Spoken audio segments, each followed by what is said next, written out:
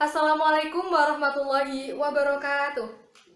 Halo teman-teman, perkenalkan nama saya Nahdliyatul Rahmah dengan NIM 2120077 dari Fakultas Tarbiyah dan Ilmu Keguruan, khususnya jurusan Pendidikan Agama Islam.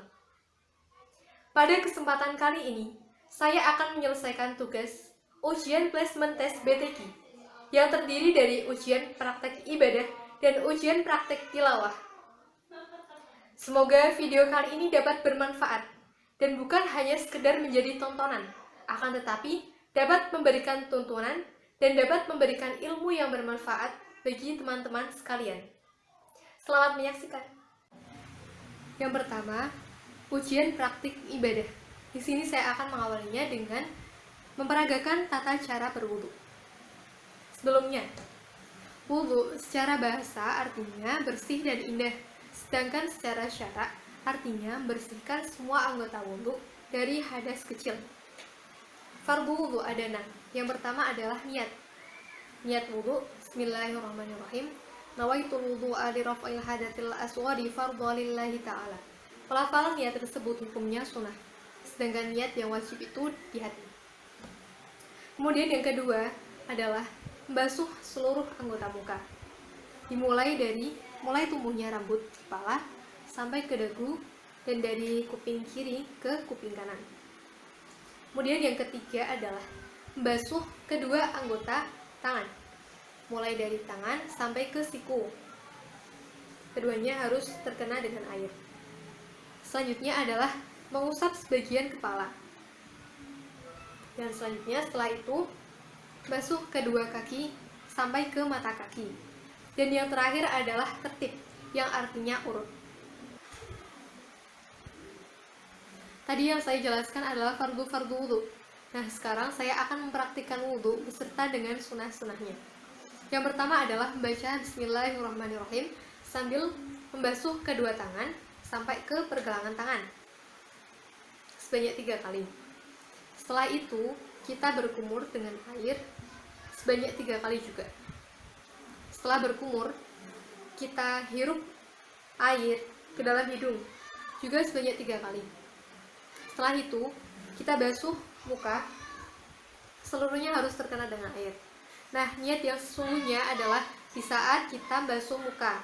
Jadi saat basuh muka, hati kita juga berniat untuk berwudu. Setelah itu, basuh kedua tangan sampai ke pergelangan tangan sebanyak 3 kali.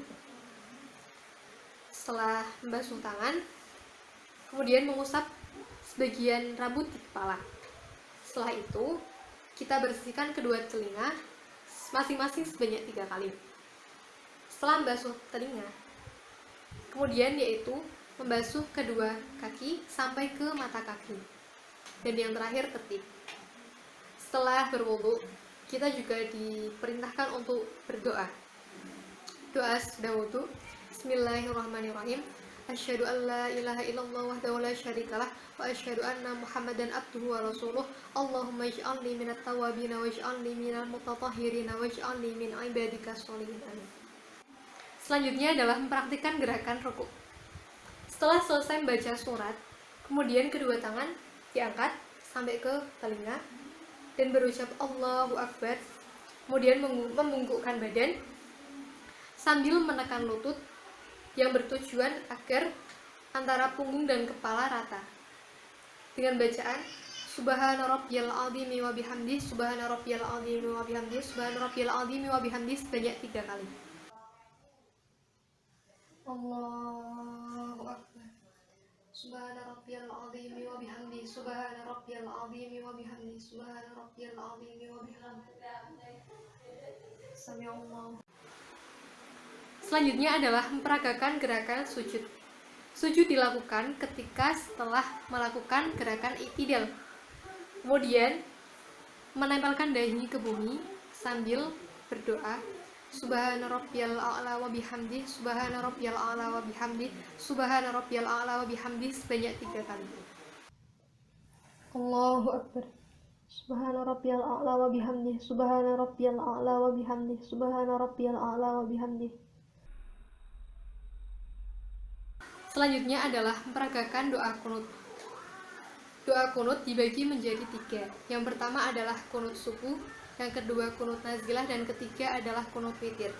Kunut subuh dilakukan ketika sholat subuh pada rakaat yang kedua. Sedangkan kunut nazilah adalah kunut yang dibaca ketika terdapat bencana seperti pada saat ini, saat pandemi corona. Kemudian yang ketiga adalah kunut witir yang dilaksanakan pada saat sholat witir, biasanya dilakukan setelah sholat tarawih.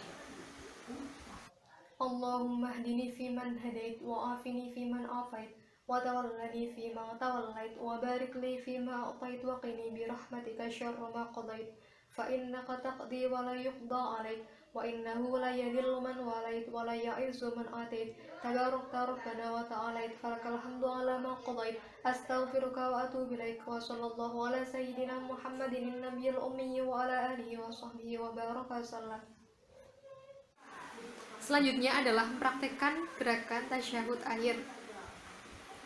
Tasyahud akhir ini dilakukan yaitu dengan duduk, memasukkan kaki kiri ke dalam kaki kanan, kemudian jari-jari kaki kanan menekan tanah dengan bacaan wa ala ali sayyidina Muhammad kama shallaita ala sayyidina Ibrahim wa ala ali sayyidina Ibrahim wa barik ala sayyidina Muhammad wa ala ali sayyidina Muhammad kama barakta ala sayyidina Ibrahim wa ala ali sayyidina Ibrahim fil alamin innaka Hamidum Majid. وعلى آل سيدنا محمد كما صليت على سيدنا إبراهيم وعلى آل سيدنا إبراهيم وبارك على سيدنا محمد وعلى آل سيدنا محمد كما باركت على سيدنا إبراهيم وعلى آل سيدنا إبراهيم في العالمين إنك حميد مجيد.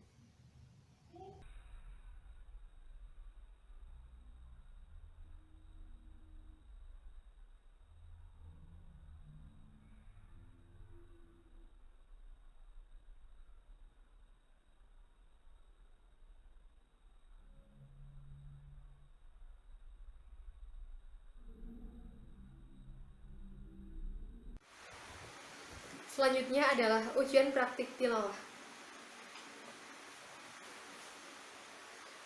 A'udzu billahi minasy syaithanir rajim. Bismillahirrahmanirrahim.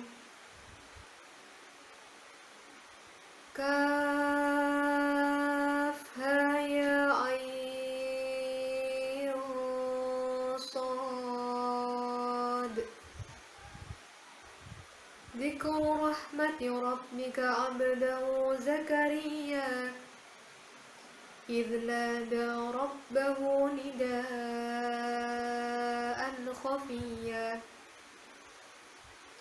qala rabbi inni wahana al-'azmu minni washta'ala ar-ra'su shayban wa lam akun bidu'aika rabbi syaqiyya. Shadaqallahul adzim. Hukum bacaan ilmu tajwid dalam Quran surat Maryam ayat 1-4. Bismillahirrahmanirrahim. Pada ayat pertama terdapat huruf kaf, merupakan bacaan mad lazim harfi muhafaf. Sebab kumpul dalam kam asal naqos tidak bertemu tasdid. Panjangnya 3 alif atau 6 harokat. Kemudian ada juga huruf ha, bacaan mad tabi'i harfi. Sebab kumpul dalam hayul thahir, panjangnya 1 alif atau 2 harokat.